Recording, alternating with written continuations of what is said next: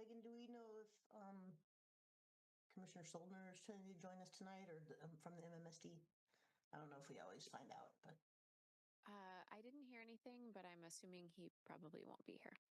sounds good. I think we're at 5:30 and we have a quorum. So we'll call to order this Monday, April 28th, 2025 meeting of the Madison Plan Commission. Megan, will you start with the roll call?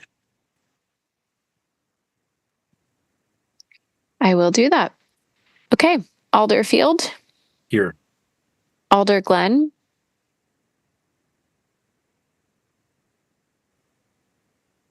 We'll come back to Alder Glenn. Alder Ugair. Here. Commissioner Heck. Yes, here. Commissioner McCahill. Here. Commissioner Mendez. Here. Commissioner Sanders. Here. Commissioner Solheim. Here. Alternate Bazine. Here. Alternate Wisniewski. Present. Chair Gnam. Here. And we'll just register that we see Alder Glenn here. She may be having technical difficulties. All right. That sounds good. All right, let's start as usual with information from our technical facilitator. All right, welcome to our virtual Plan Commission meeting. We're going to cover a few basic items before beginning. If you lose connection at any point during the meeting, you can reconnect by clicking the link or calling the number in your original email. To members and city staff members, if you are able, please activate your video for the purposes of quorum. Keep it on for the duration of the meeting. Staff, if you are able, please activate your video when you are speaking. Use the raise hand feature when you'd like to be recognized to speak or ask questions.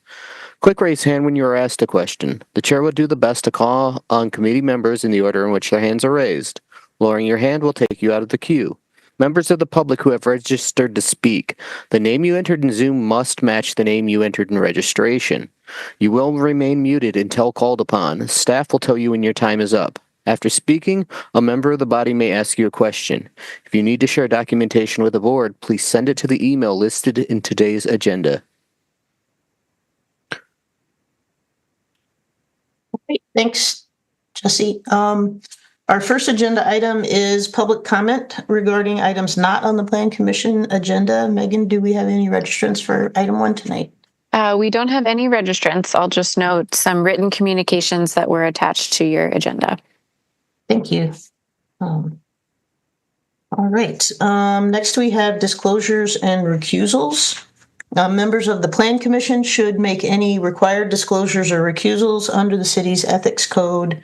Do any of the commissioners have disclosures or recusals to make related to tonight's agenda? All right. Seeing none. We will move on to the minutes of our April 7th, 2025 regular meeting. Does anyone have corrections or additions to the minutes from our last meeting? With absent those, could I ask for a motion to approve last month's minutes in a second? Alder Ugair, you got in there first. Alder Field, you'll be the second. Thank you. Any discussion on the motion to approve the minutes? All right. We'll bring that item to a vote. Is there any objection to unanimous approval for this item for approval of last month's minutes? All right. We will record that as passed unanimously. Thank you.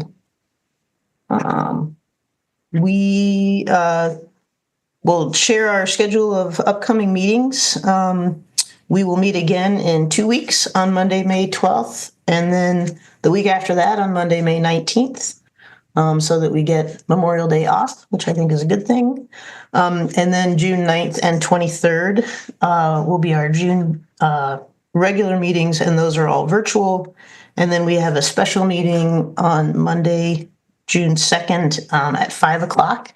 In person in the Madison Municipal Building. So that'll be a great chance to get to know Alder Glenn and get our group together for that agenda. So thanks for that. All right. On to new business. We'll start with our consent agenda.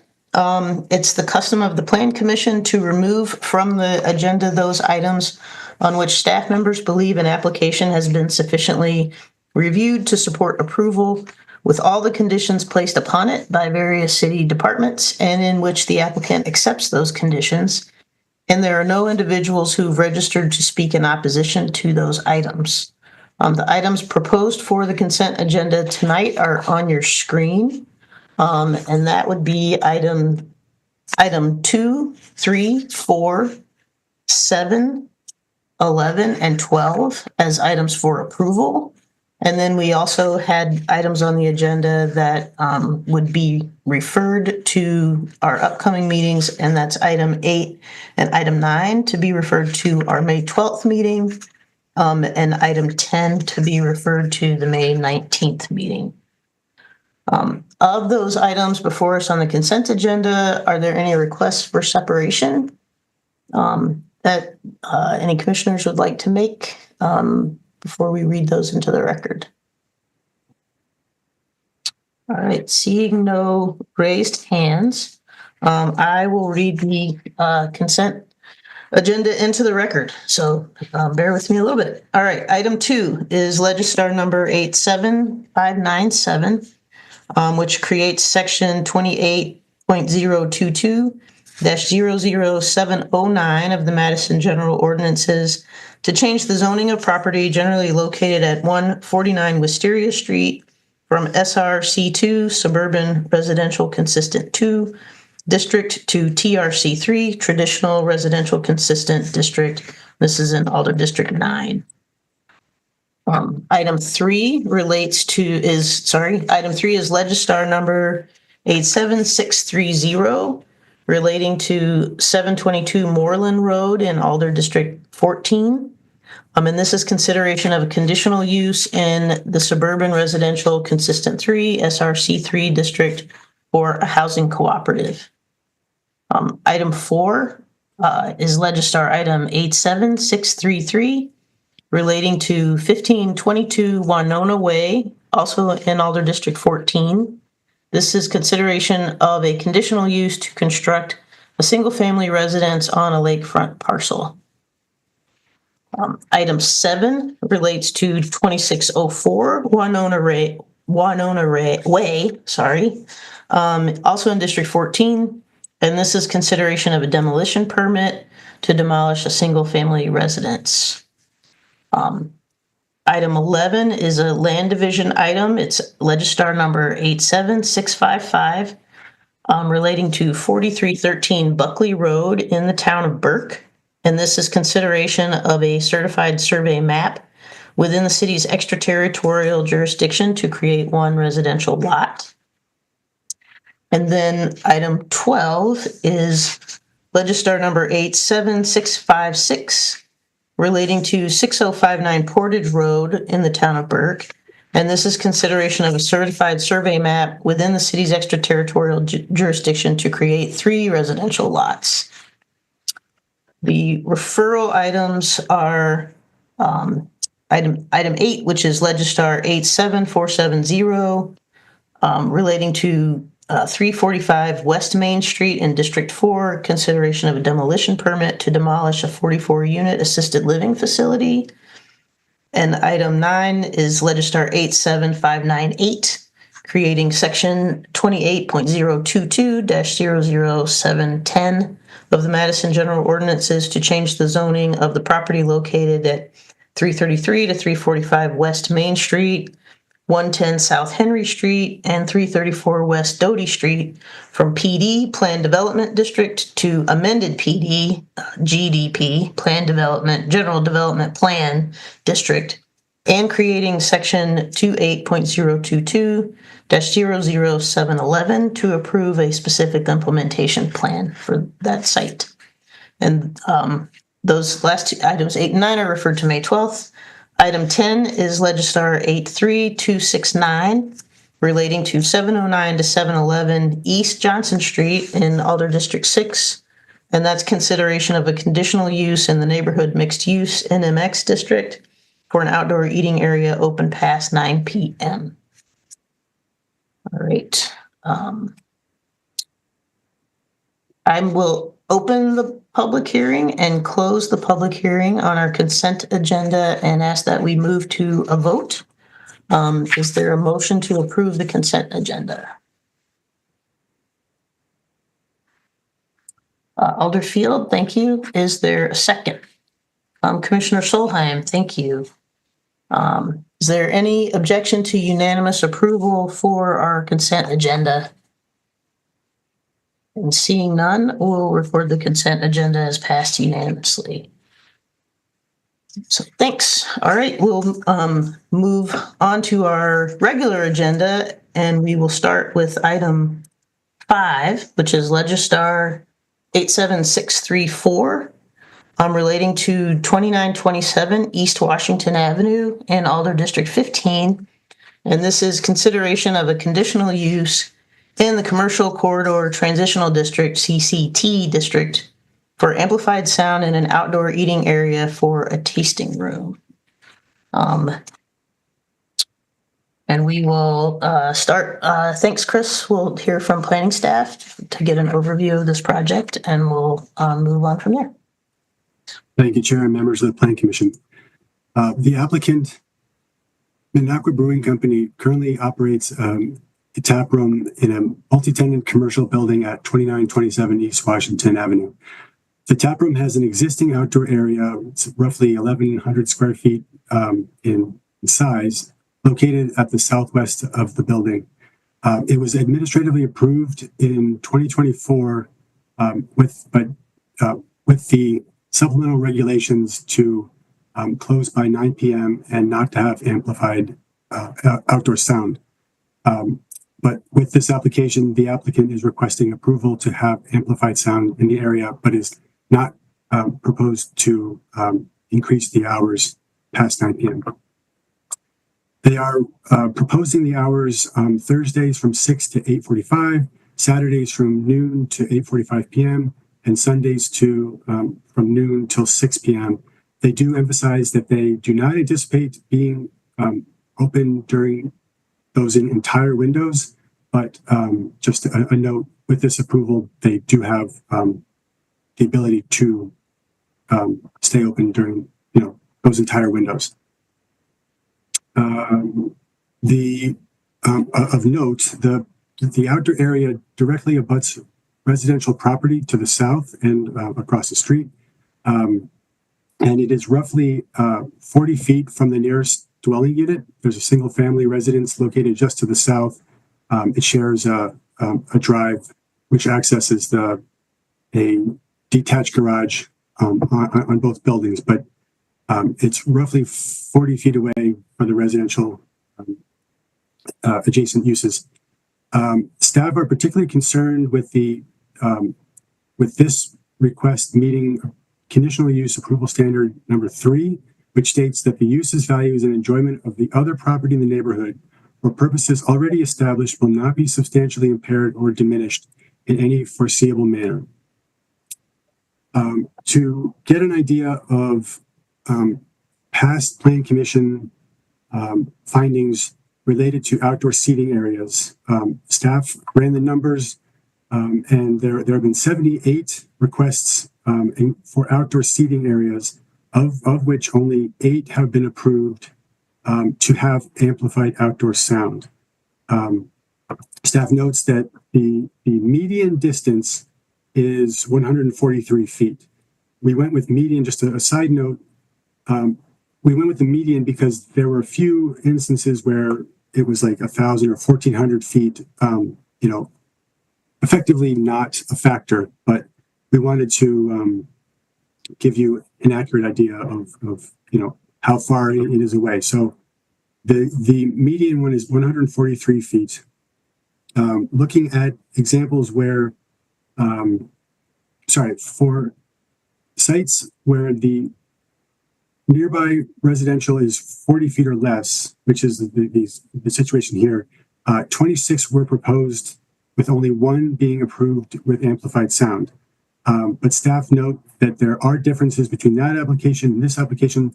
That one is for the Mint Mark at the development at First Street and East Washington Avenue. But that one is in a or a mixed-use residential building, but it was a newly constructed building where the outdoor eating area is located along East Washington Avenue, and there were no impacted units that were on site. Or the impacted units, were on site. The staff report runs through several ways that both we, or I guess the applicant first has proposed mitigating the sound impacts.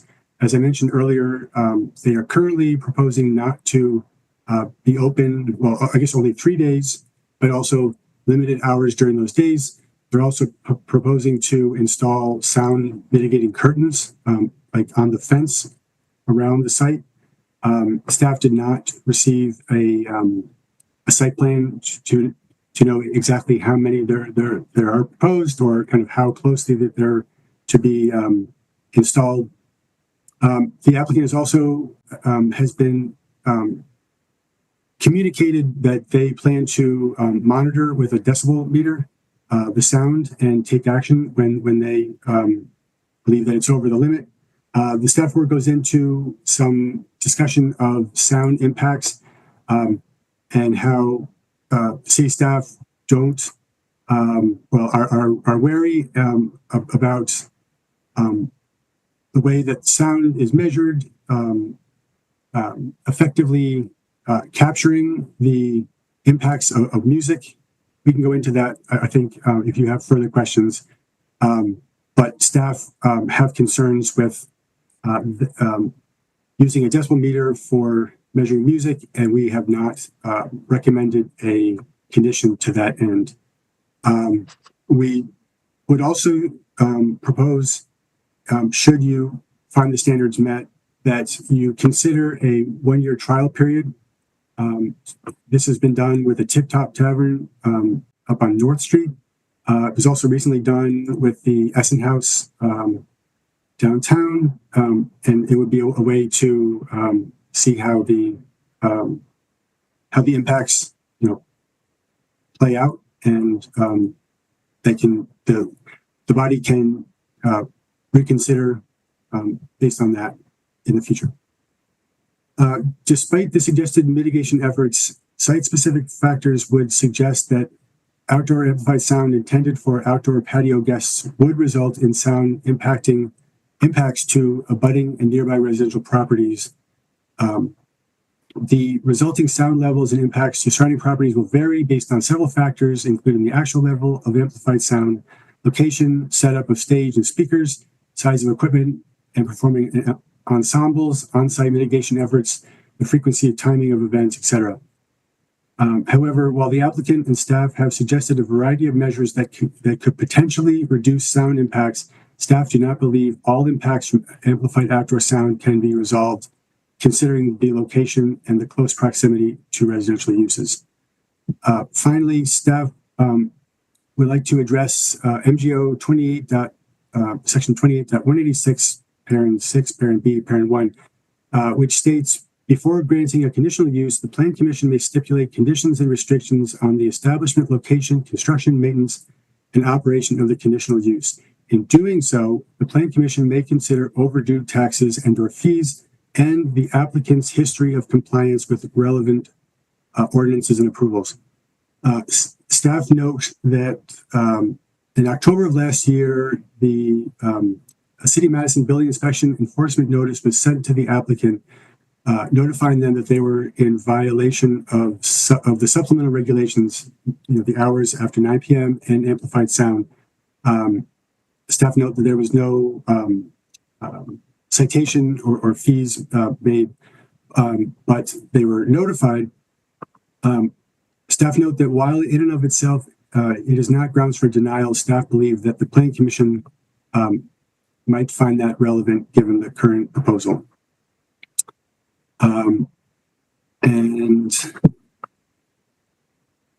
There have been a number of public comments, some for and some against, that have been received. Those have been posted in the legislative file.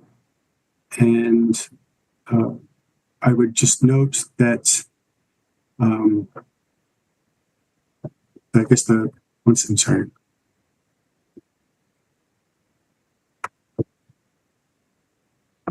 Planning Commission, the Planning Division recommends that the following to the Planning Commission regarding 2927 East Washington Avenue. We recommend that the Planning Commission find that the conditional use standards, mainly number 3, are not met and place the request on file without prejudice. In placing the conditional use request on file without prejudice, the Planning Commission must provide findings of fact listing the standard that has not been met and the reasons the standards were not met. However, in the alternative, should the Planning Commission find that the standards and criteria for approval are met, staff recommend the approval is subject to input at this public hearing and conditions recommended from reviewing agencies. And those staff have listed several conditions at the end of the staff report that we recommend if you do find the standards met. Thank you.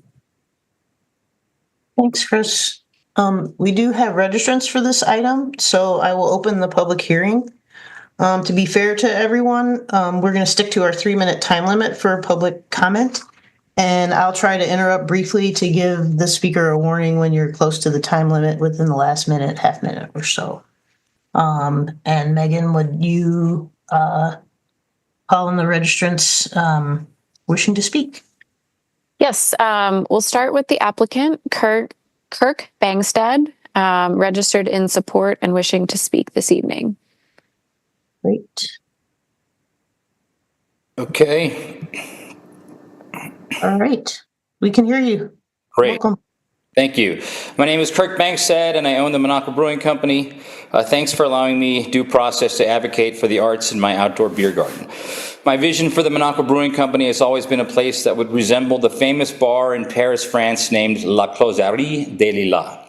This bar was where Ernest Hemingway penned his early novels while rubbing shoulders with other members of America's lost generation and like-minded Europeans like Gertrude Stein, James Joyce, Ezra Pound, F. Scott Fitzgerald, George Gershwin, Henri Matisse, and even Pablo Picasso. That dream came to a screeching halt when COVID shut down my brew pub in Minocqua, Wisconsin, and the global pandemic put most of all Wisconsin's tap rooms, bars, and restaurants on their backs. Thinking I had nothing to lose since I was going bankrupt anyway, I started fighting against the war that Donald Trump was waging against the things I cherish most: science, intelligence, expertise, skill, and mostly the arts. My fight was met with gratitude throughout Wisconsin among like-minded people, especially in rural Wisconsin where those like-minded people are in a bit shorter supply than here in Madison. Unfortunately, in Minocqua, that fight was met with disdain because the cult of personality surrounding Trump in Wisconsin's North Woods is very strong, and absolutely none of that ilk liked hearing me shout to the rooftops that their emperor had no clothes. My political speech led me almost being zoned out of existence in a case of political retribution that continues today. After years of fighting to simply exist in the town that bears my company's name, I decided to open another tap room in Madison, Wisconsin, a town that buys more of my beer than any other and whose politics more align with my own. To me, Madison is a sanctuary from the worst of what Wisconsin has become, and I'm attempting to recreate my vision of what the Closerie des Lilas might look like in a highly cultured Midwestern city. Unfortunately, politics got in the way again. With the re-election of Trump, I once again feel like I have to direct my energy at defeating fascism in America and Wisconsin, and have turned my tap room into a resistance nerve center by day, tap room by night. During the hands-off rally on April 5th, people met at our place to make signs before the rally and met at our place afterwards to drink beer and listen to protest songs played on guitar. This coming May Day, the Raging Grannies, who I'm guessing most of you know, are going to play along with Romana, a trans performer who grew up in communist Russia and writes songs to warn us of what might happen here very soon. This mix of politics and art during these trying times is exactly what people need to fill their souls when their federal government is knocking the wind out of them. Kirk, you had about 30 seconds left. Art political speeches, and even Badger games need to be amplified. Amplified music at 90 decibels are barely louder than the street traffic on East Washington and is much softer than the deafening roar created above our heads by F-35 seemingly all summer long. To deny this simple request is to deny the art that is so desperately needed during these times. Any argument against classical music is a not in my backyard argument that just today our Senator Kelda Roy has warned Madisonians to try to avoid. Like the common sense I preached during COVID that got me into so much trouble among the MAGA crowd in Minocqua, I'm asking that the Madison... Thanks, Kurt. I'm going to have you wrap up. Thanks. Okay, our next speaker is Nick Pivac, registered neither in support or opposition and wishing to speak. Hello. Thanks so much for having me. We can hear you. Thanks. Great. I sent an email earlier today, and I just wanted to kind of echo a few points. So as you know, I'm neither registered in support nor against the item before you this evening. I've served as the chair for the City of Madison Arts Commission for 2 full years now, and just wanted to bring up the example that I cited in the email around the Harmony Bar discussion, which was, for some reason, had ended up being heard by Madison Arts Commission in the fall of 2021. And I guess I turn to this body not specifically because I feel super strongly one way or another about this proposal. I live across East Washington. I've been to Minocqua Brewing once or twice, but have no ties. But I guess I continue to want to raise the point that I would love for zoning, and I know that there's been lots of discussion around zoning in the city, given our housing needs, to be considerate of the ways in which, as the city continues to grow, we're going to continue to have these moments of interface between residential and commercial use, obviously in between commercial and commercial. One other example I would just point to is the story of Rabinia Courtyard, which closed in May of 2024, but had outdoor music that there was a lot of, if you read the article from the Cap Times by Lindsay Christian from August of this past year, specifically cited a lot of the negative reviews that visitors that were staying at the Moxie Hotel had left, not knowing that there was outdoor music that would be blasting at all hours of the night next to their hotel room. And so I guess I say all of this to just encourage that we as a community, especially the Plan Commission, given your oversight over land use in this community, consider some of the recommendations from Sound Diplomacy report that I linked you to and other things about how we can continue to make sure that we as a community can be supportive of arts and culture while also being respectful of our neighbors, and how these interfaces are going to only continue to rear their ugly head unless we think about real policy solutions. Thanks. Nick, thanks for your comments. Okay. And our final speaker wishing to speak is Alex Sherwood, registered in opposition.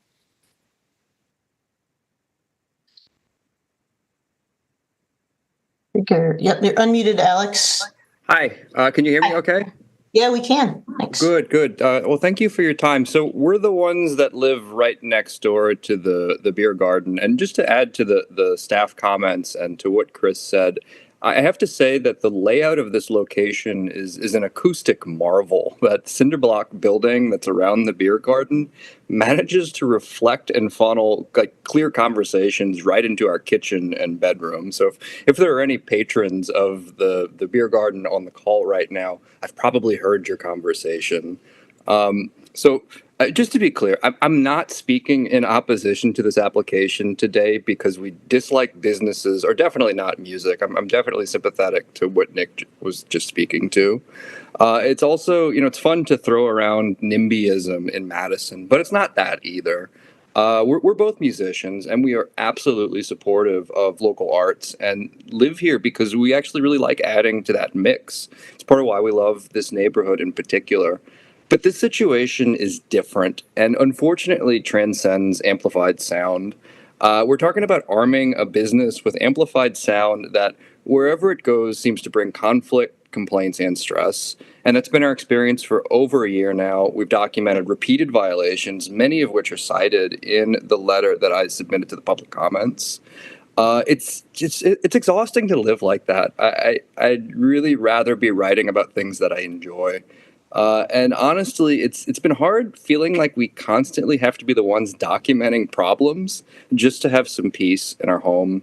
It's worth also noting that in the time that we've lived in this location, we actually had 0 complaints in the years prior from businesses in the same location. And that being said, I know that you have to make decisions based on standards and not feelings. So I'd like to acknowledge the comprehensive city staff comment letter, which found that the conditional use standards are not met, especially because of how close the outdoor area is to homes like ours. And I think it's the right call, and I think the precedent backs it up. We're also concerned about the idea of a 1-year trial. So we've already been forced into documenting numerous examples demonstrating that this business doesn't really act responsibly when granted authority. And so a trial would just guarantee another year of stress and conflict. And honestly, the fact that the trial even needs to be suggested shows that there's already doubt that this business can meet the standards. And so has the last year not been a trial already? And so we respectfully ask that you deny this request. Thank you. Thank you. That's it for me. Thank you. Oh, yeah, thanks. I didn't mean to cut you off. That's okay. Okay, thanks. Okay. We also have 2 registrants that are available to answer questions. Douglas Johnson is registered in opposition, representing the Shank Atwood Starkweather Yahara Neighborhood Association. And Jeremiah Snortum, registered in opposition and representing themselves. There are a number of other speakers that do not wish to speak tonight that are registered in opposition, which will be posted as part of the record for tonight's meeting. And that's all, Chair. Great. Thanks, Megan. Alder Field, well, my question was, do commissioners have questions for any of the registrants? So if you're other than Alder Field, get your questions ready, but we'll start with you, Alder Field. Thank you, Chair. My question is for the applicant, Mr. Bangstad. Yep, I'm here. Hey, Mr. Bangstad. I wanted to ask about the October of 2024 issue noted in the staff report with a building inspection enforcement notice.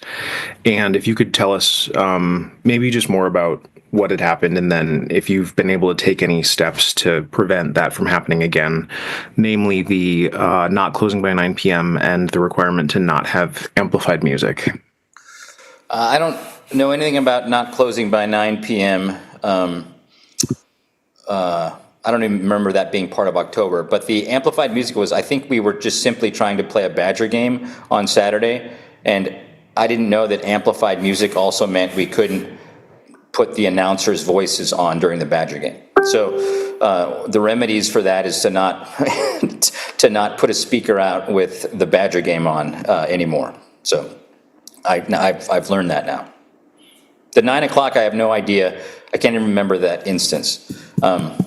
So it is. We have gotten many complaints from our neighbor, and I think, to me it seems like they're just building a record to try to oppose anything we try to do at our beer garden. So I don't think the relationship is great, but it is what it is. Alder Field, does that answer your question? That did, and that's it for me. Thank you, Chair. Thank you. All right. Other questions from the commission for registrants? Alder Yeager. Yes, if the representative of the Shank Atwood Neighborhood Association is here, I would like to hear if they have any comments regarding this. Thank you. Just that. I believe that's Doug Johnson. Yes. All right. Yeah. Yep. We can hear you. Okay. We don't have any particular comments other than what I put in my letter that I sent, mostly echoing or reflecting what the the staff comment was about not meeting, that condition number 3 of the conditional use appropriateness. The only other thing that I would say is it seems to me that any of the sound mitigation measures that might be undertaken, the curtains on the fence or something like that, are not going to have any effect on second floors of any of the buildings, the houses around it. And it seems like they'd be rather ineffective than to actually be resolving any of the issues. Do you have any other particular questions? No, that was it, Doug. I just wanted to capture that. Thank you very much. Okay, thank you. Thanks, Alder Aguirre. Other questions? Alder Pritchett. Welcome. Yes. I have a couple of questions. At the beginning, before you asked for this, for the amplified sound, were you involved in talking to community members, neighborhood members? Is that for Mr. Johnson or Mr. Bangstad? Mr. Bangstad, what efforts did you take to engage the community, the neighborhood? And then secondly, knowing that there is a noise ordinance, and I think that ordinance is 75 yards. What did you do in order to engage them, to let them know this is what you wanted to do? And at the same time, were you able to get buy-in from neighbors? So we had the Madison zoning asked us to hold an informal meeting. We did that at the library. We had a presentation. I'm a retired professional opera singer. I sang a song to show them the type of music we wanted to do. Other than that, we haven't done a whole. We just prepared for that meeting, and that was the open meeting. That's what we've done to try to get people on our side. Do you think it would be beneficial, to once again engage the community? And I'm asking those questions primarily for a couple of reasons. There are individuals who have hearing deficits, okay? Then there are people who work at night. There are people who perhaps have babies trying to get to sleep. And so I think it would be very, very helpful, if you would go back to the neighborhood and say to them, what it is that you want to do, and then specifically give them hours in which this is to happen. Let them sample the kind of music that you intend to play. So these are little things that you can do. Now, after all, the neighborhood was there before you came. And so what you're trying to do now is to become an integral part of that community. And that means that you are going to have to do some work. And that means engaging them. That will buy you a whole lot of currency. Re-engage them. Let them know what it is that you want to do. Now, I love opera myself. But at the same time, try to re-engage. Alder Pritchett, did your question get answered? Did your questions get answered, Alder Pritchett? Not quite. He said he did it at the beginning, but my question is, what attempts are you going to try to make now in order to, or would you consider doing that?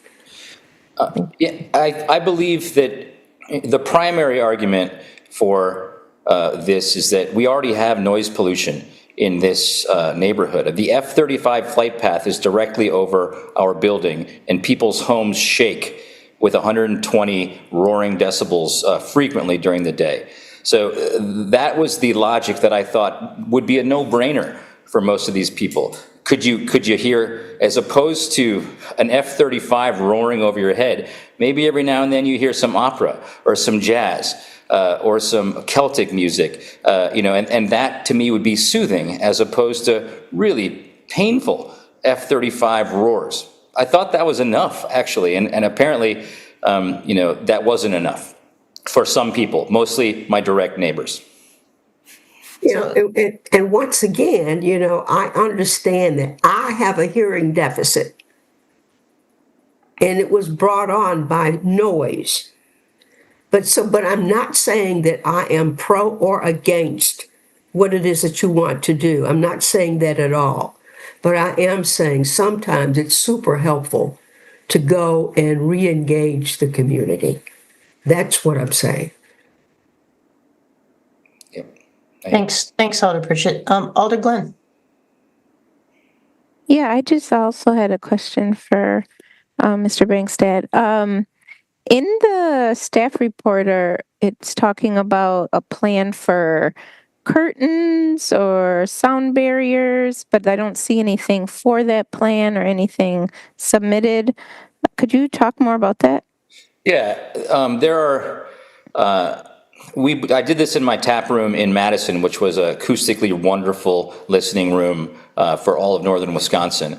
You can put artistic panels on any surface that suck up noise. So I was planning on, putting those spaced on our, the outside of the building, and the music the actual stage is going to go against our building where those acoustic panels would go. So our audiences could hear all that music just like it's live, but then when it hits the audience and then hits the acoustic panels, it would mitigate that music from bouncing back into our neighbor's house. Addressing another the Sassy neighborhood, a second floor bounce is no different than a first floor bounce if you have acoustic panels that sound hits.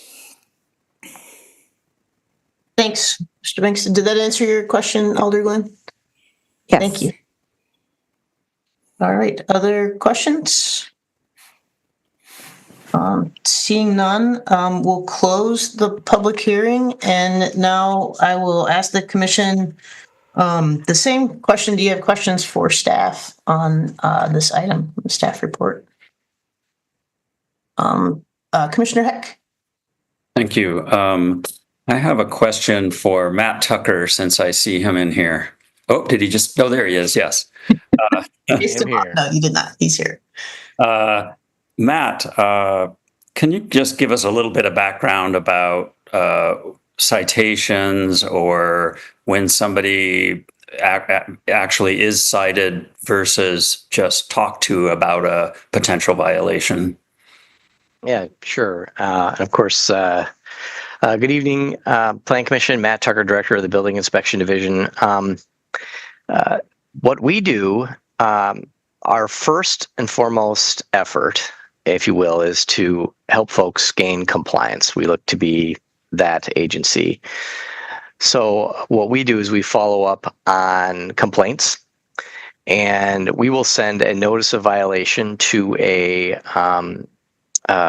property owner, or if there's an individual that we think is the person that can solve the problem best, we will send that notice of violation and provide a deadline by which we would expect the violation to be resolved. And if the violation isn't resolved in time, we have the ability to take the next step in enforcement, which can involve the issuance of municipal citations, or also like a referral for daily violations to the city attorney's office for prosecution. Mm-hmm. And do you know the details of what happened in this situation? It appears maybe they just got something in the mail that said you shouldn't be open past 9 and you shouldn't be amplifying music. Do you have any idea? Yeah, I do. I do know what happened with this. I received the complaint on this, actually, and was involved in the case somewhat. It's a bit of a unique situation. And in this case, there was allegedly outdoor music event occurring in the backyard area. And I had some conversations previously, and it was understood basically that that wasn't a permissible activity. And then it was also alleged that the activity was occurring past 9 o'clock at night. So our office did a little bit of investigation because we obviously need to go and see these things are happening to determine that they're a violation. And what we found was there was a website posting that identified upcoming outdoor music events to occur in the patio area. And so more than anything, you might think of the official notice of violation that the office sent as a reminder that outdoor music or outdoor amplified sound was not prohibited or was not permitted in this area, and then reiterating the hours of operation also. And then moving forward, or I should say after we sent that official notice of violation, we weren't aware of any other instances of outdoor music or pastime hours of the people utilizing the beer garden area. Okay, thank you. That was helpful. Chair, I have another question for Assistant City Attorney Kate Smith, if it's okay if I hold the floor. Please. Yep. Kate is, I see Kate on the call. Let's see if we can get her mic. I might have surprised. Yes, I'm here. My apologies. My video is not working. Not at all. Go ahead, Commissioner Heck. Thank you.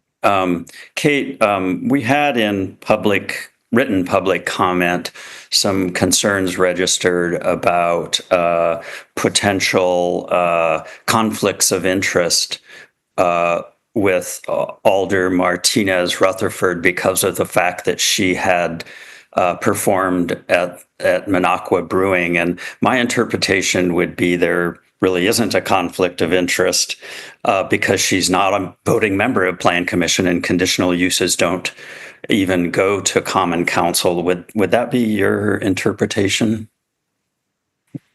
Yes, Commissioner Heck, thanks for asking the question. Director Tuttle did forward that to our office, and we came to the same conclusion. Since Alder Martinez Rutherford isn't on Plan Commission currently, as this is before you, there's not a conflict of interest. Okay, thanks for the answer. Those were my questions. Thanks, Commissioner Heck. Other questions for staff?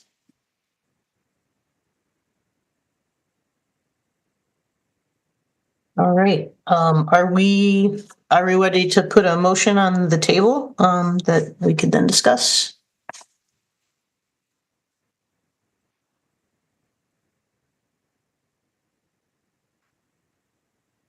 Commissioner Solheim, thank you. I will move that the Plan Commission find that conditional use standards are not met and place the request on file without prejudice, particularly citing conditional use standard number 3 due to the location next to residential property, as well as the prior notice that Matt Tucker just spoke of. I think that getting the building operating under its current approval first would be appropriate. Thank you. Alderfield, I see you as second. Thank you. Is there discussion on the motion from the commission?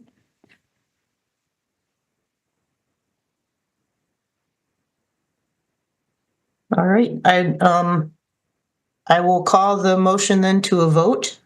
Is there any objection to unanimous approval for Commissioner Solheim's motion as explained and articulated? And Nicole, I should have invited you if you had any other comments on the motion as well, but I think you articulated the standards that are not met adequately. I kind of rambled my motion. No, it's perfect. Appreciate it. Is there any, so we'll call to a vote. Is there any objection to unanimous approval on this item? And seeing none, we'll record the motion as passed unanimously, and appreciate the discussion and engagement on this item. So we will move to item 6, which is Legistar 87636, relating to 8216 Watts Road in Alder District 1. And this is consideration of an alteration to an approved Plan Development District Specific Implementation Plan, a PDSIP, to amend the zoning text to do two things: remove the prohibition of outdoor amplified sound and add conditional uses, as well as consideration of a conditional use in the Plan Development District, PD District, for a restaurant nightclub, and consideration of a conditional use in the PD District for amplified sound in an outdoor eating area, all to allow a winery to be converted into a restaurant nightclub with amplified sound in an existing outdoor eating area. So we Chris, it looks like you're on duty again, and we'll hear from the planning staff. Thank you, Chair and members of the Plan Commission. I promise this overview will be much faster. I went into more detail since there's considerable overlap between these two. As a little bit of background, in 2018, the Plan Commission approved an alteration to the PDSIP to add a winery along with an associated outdoor eating area in the commercial building.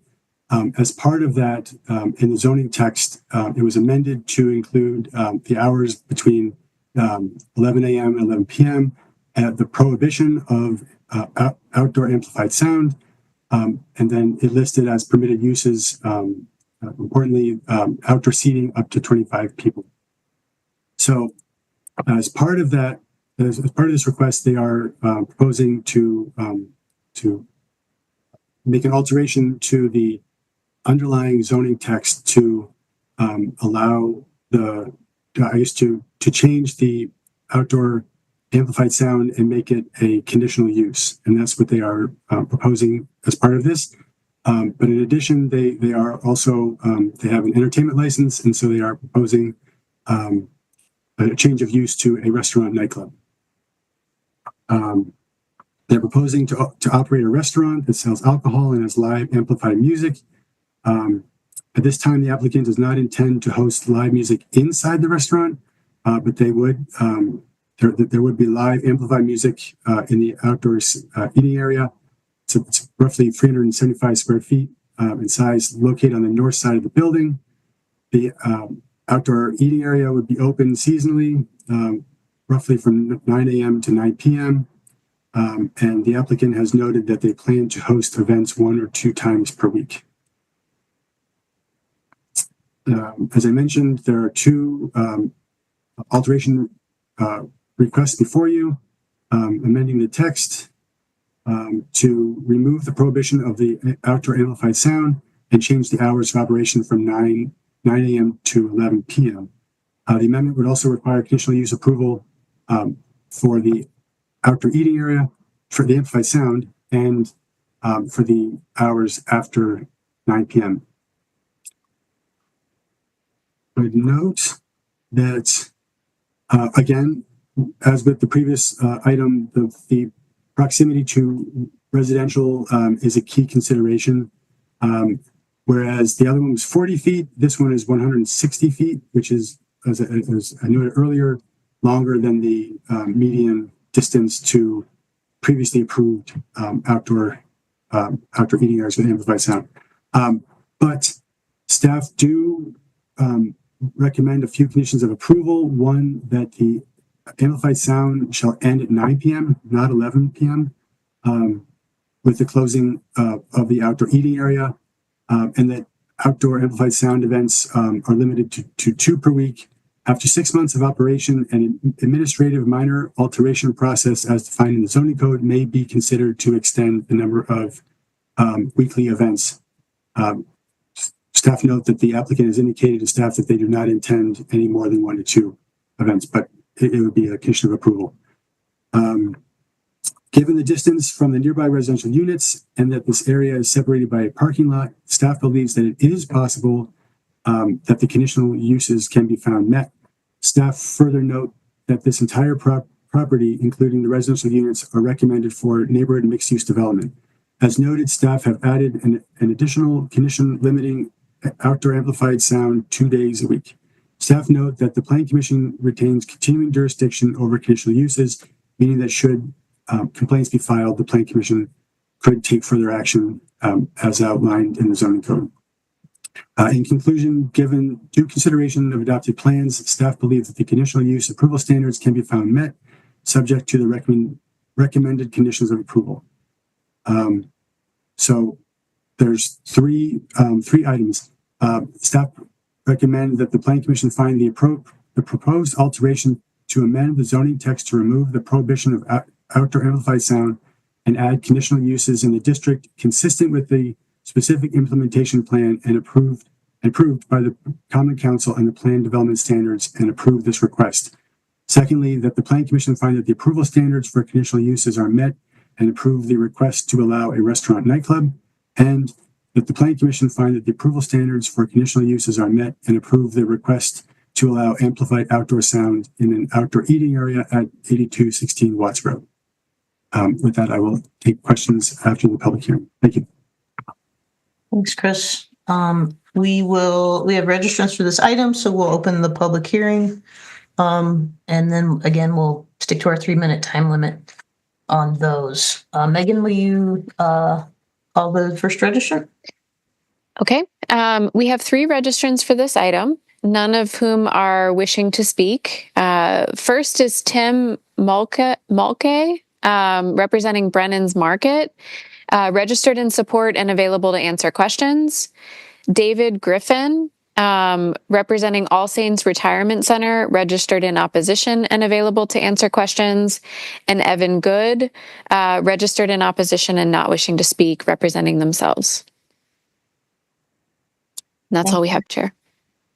All right. So we do have some registrants available to answer questions. Do the commission members have questions for any of our registrants? Commissioner Heck. Thank you. I have a question for the applicant. If is that Tim, maybe? Yeah, Mr. Mulcahy, maybe. Yeah.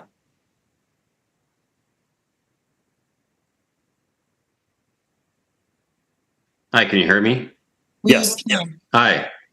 Thank you.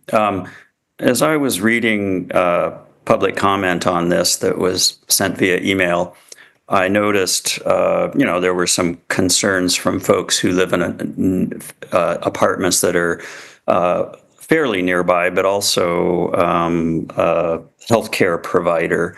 And I started thinking, if we were to grant these changes, and that would it be a problem to ask that you not have amplified music Monday through Friday until after, say, 3 p.m. or something like that, so as not to disturb the type of healthcare that's being offered in this particular location? Or did you envision having amplified music Monday through Friday during the day?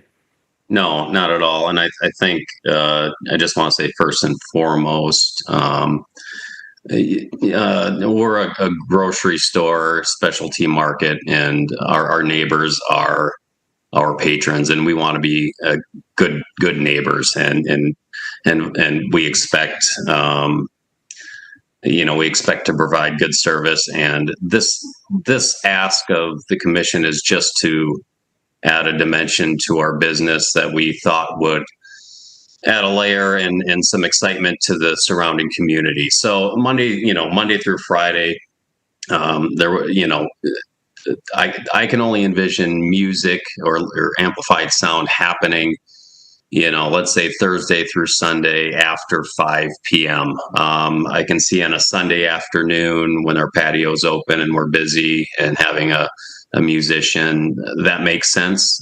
Maybe a Saturday afternoon, but certainly during the week. And I know the healthcare provider you're speaking of. We want to, I guess, make sure that all parties are happy in this whole scenario. This is not our business is not hanging in the balance by this approval or denial. So more so just add a layer of, I guess, ambiance or I guess excitement to the venue that we're building out here. Okay. Thanks very much for your answer. Thanks, Commissioner Heck. Other questions for registrants? All right, seeing no raised hand. Chair, I see Alder Pritchett's hand. Oh, thank you. I'm sorry. Alder Pritchett. Unmute myself. There we go. One thing, just a consideration, I heard you when you said, that you had gone and you have, the community is involved. Now, I know that area very, very well. I walk by there all the time. There are some things that you can really do to get good buy-in. And that's having some music that, especially knowing that there are many, many senior citizens over in that area, consider music that they listen to at certain times. Let's say, for example, on Monday, you can have music from the 50s or the 60s. You can include music, that would, let's say, some jazz, some opera. That way, you know that they will be coming to listen to that music. They will be buying into what it is that you want to do. Be creative. Think outside the box. And then ask, what can I do to make sure or to ensure that the listeners are hearing a variety of music that can inspire and do a whole lot of other things. There's value in music. You are definitely hired as my event coordinator, for sure. There's a lot of value in that. And I have seen people just kind of congregate around a particular type of music that they haven't heard before. Just think what happened in the Shawshank Redemption. The music that was played. Here you had inmates who had never listened to a particular kind of music. Now all of a sudden they are really listening. Again, think outside the box. Great points. Thank you. Yep. Thanks, Alder Pritchett. Alder Harrington McKinney.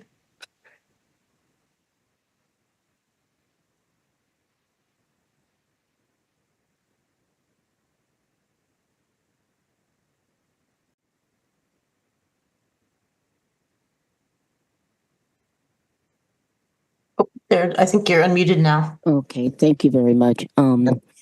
I specifically wanted to weigh in on this. I was pleased to hear that the term wanting to be a good neighbor. I know that this is not in my district, but I spend a lot of time over in that area, and I have noticed that those facilities over there are good neighbors, and I trust that.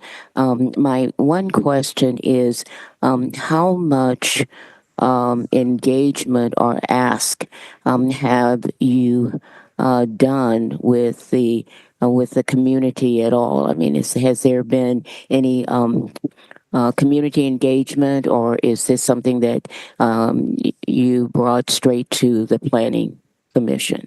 That's my question. Yeah, good question. I think outside of filing the application and emailing Mr. Duncan, the alder, emailing the neighborhood association, outside of, talking to customers that I see on a daily basis or weekly basis and kind of explaining what we're doing. Reaching out, to be honest, the extra time I have on my hands is really not zero. So to do anything extra, to communicate that and to get feedback or to do any sort of analysis outside of my day-to-day operation and exchange with customers that are in the store, I can't say that I have done that. Okay, thank you. That was a direct answer. And the reason that I ask that is oftentimes it's a good idea, and constituents feel that they are not included. You have an excellent alder, and I am sure that you did have a conversation with your alder, and he is in agreement. Is that correct? Yes, he's in support. He's in support. Okay. And I always ask the question about, the community engagement, because we talk a lot about community engagement, but we don't demonstrate that often. I hear Alder Pritchard say music is soothing, and so I think that that would be great. But there is a concern, and when the question was asked, would that be during the day or in the evening? And you're able to say you're making modifications and that you wanted to be a good neighbor. But I just wanted to bring up the fact that it's always good to have a community full supporting you. And maybe that's something that the alder could consider in the future. But public engagement is so critically important to hear the voices that live in that community. That's the end of my comments. Yeah, thank you. And I agree. If we felt major pushback or if I hear lots of concerns, then this is a non-issue where I wouldn't move forward with this. Again, this is not something that's critical to our business. It's just something that to create an ambiance on a patio on a Sunday afternoon or a Friday evening. We're not hosting rock concerts. That's not the idea. To be labeled a nightclub is a little far-fetched, but I get it. So yeah, I think I agree with everything you said. I think reaching out to the community as a whole. I don't have a great way to do that. I don't have a great platform to do that. To broadcast that, I suppose, if you will, but it's certainly noted, and I'd be willing to participate if the occasion arises. Thanks. Alder Duncan, I see your hand. Thank you, Chair. Just to answer the alder who had just spoken's question around whether or not I support this, I do support this moving forward. I know in looking at where this is in the proximity to other apartments, it is pretty much in a shopping center.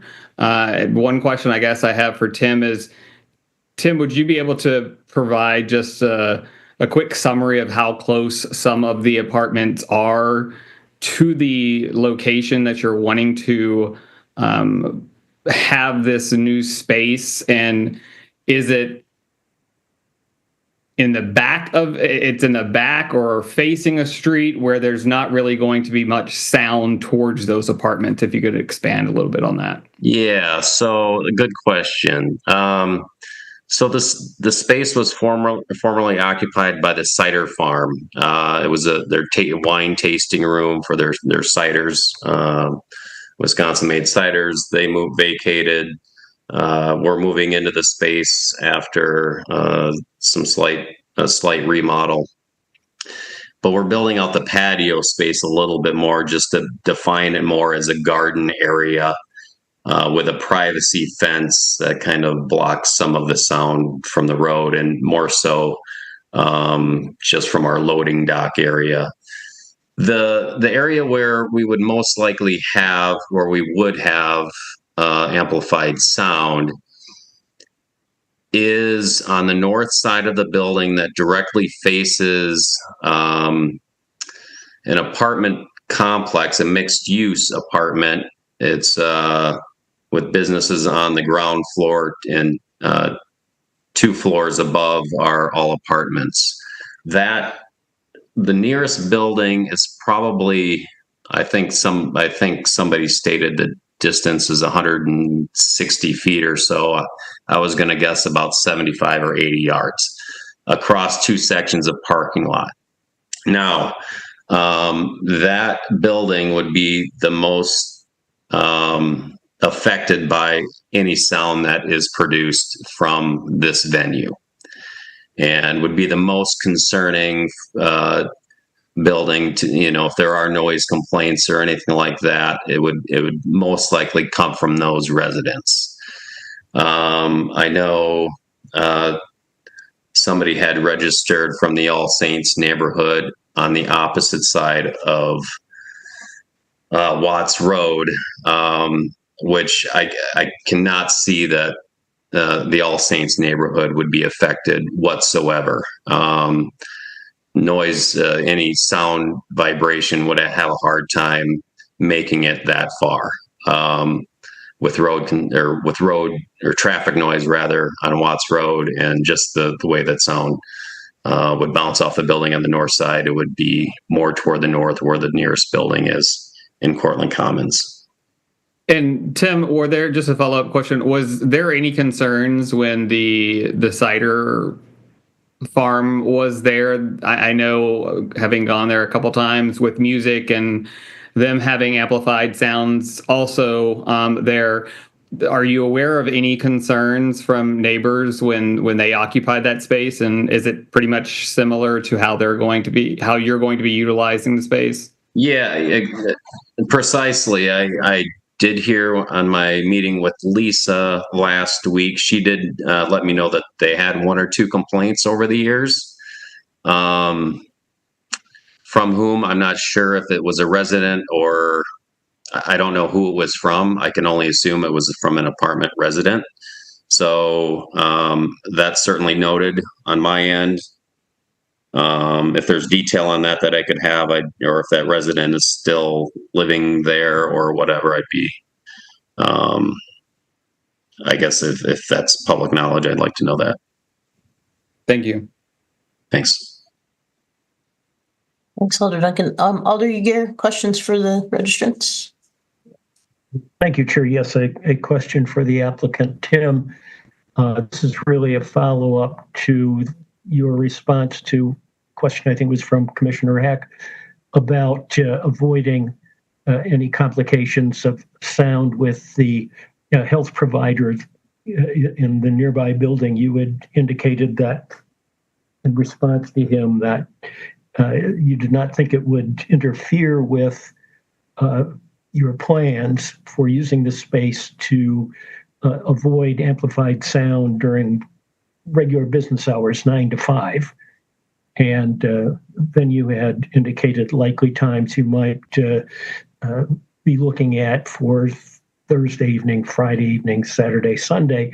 Can I interpret that to mean that if there were to be a specific condition in the conditional use approval that would limit the use of amplified sound to after 5 p.m. on Monday through Friday, that would be acceptable? That would not unduly limited what you're trying to accomplish?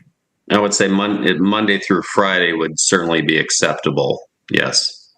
No, thank you. That's a complete answer to my question. Yeah. Thanks, Alder Uyghur. All right, other questions? Great, I think we're ready to close the public hearing and now ask, are there questions for staff on this item?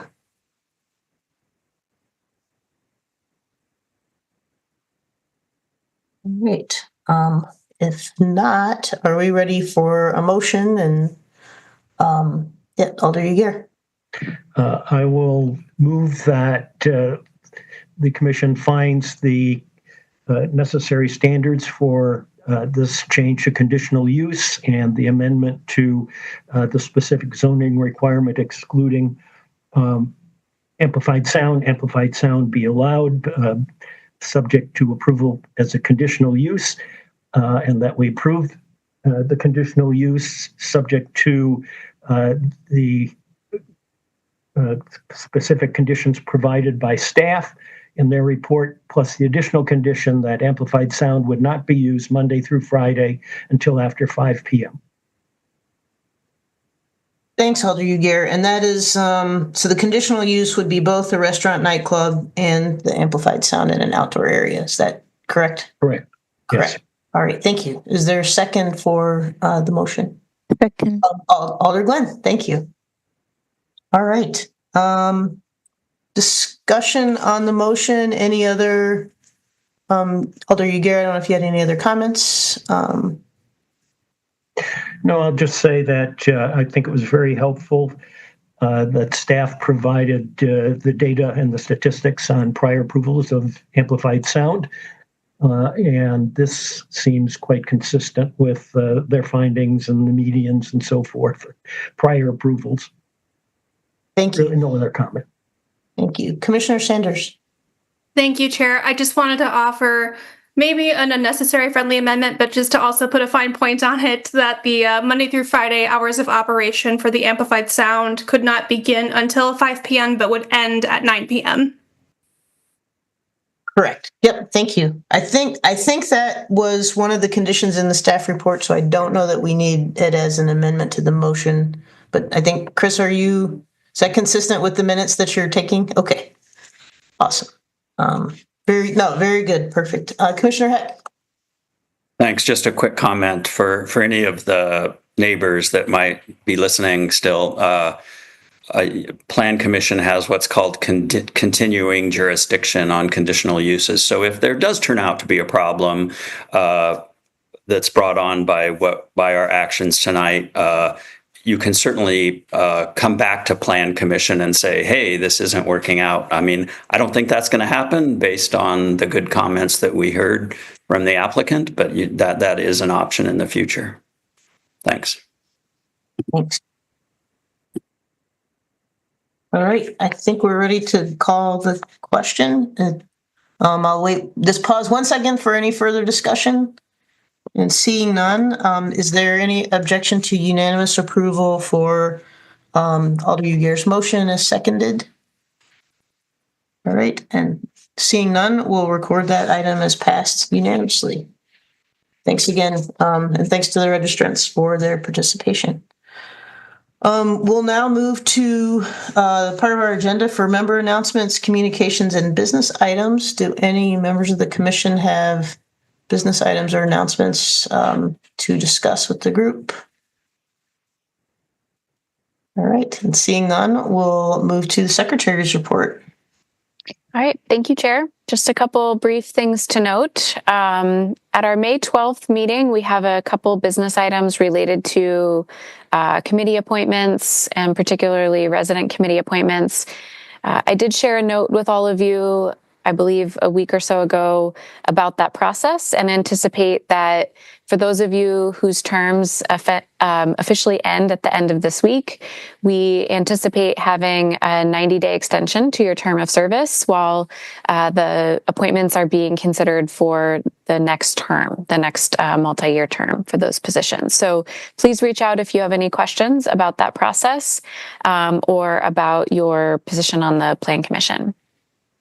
I do anticipate that when we have our appointments to our resident committee appointments to the Plan Commission, that we will also be including on an agenda our annual election of the chair and vice chair, as well as our appointees to other committees, namely the Joint Campus Area Committee. So just want to put those on your radar for you to keep in mind. I'll note that one of the items listed on your upcoming matters related to 1970 to 1978 University Bay Drive will actually be referred to the June 23rd meeting, so that will not appear on your agendas in May. This is related to a zoning code change that we anticipate will be coming forward for your consideration soon that has to do with lakeshore setbacks, and the applicants wish to wait for your consideration of this request until after that ordinance change has been considered by the Common Council. There are other things listed here on your agenda, and we'll add to that list of upcoming matters the 2 referrals that were made as part of your consent agenda tonight. But that's all I have for you this evening. Thanks, Megan. All right, I think we're ready for a motion to adjourn. I could ask Alder Field, thank you, and Commissioner Solheim, thank you. Any objection to unanimous approval for our motion to adjourn? And seeing none, we'll stand adjourned. Thanks, everybody. Appreciate the good discussions tonight. Have a good night. Thank you all. Good night.